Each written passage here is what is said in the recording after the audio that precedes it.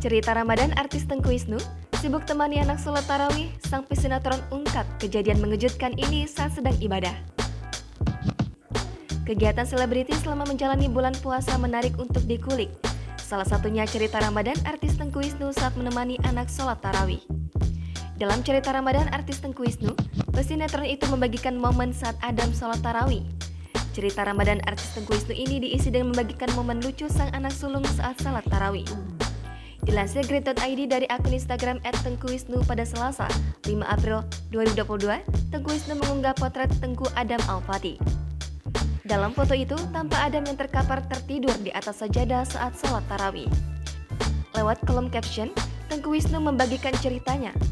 Suami Siran Syungkar ini mengungkapkan bahwa anaknya tertidur lantaran kekenyangan dan letih.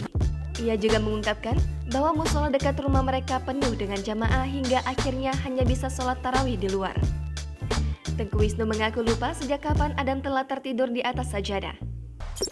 Jangan lupa subscribe, share, komen, dan like ya!